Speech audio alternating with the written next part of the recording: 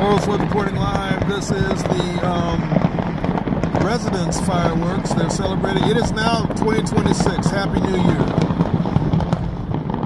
These are all the people that weren't supposed to have these fireworks because they can't do aerials. It's against the law here in Hawaii.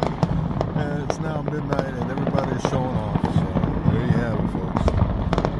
Pure anarchy in the islands.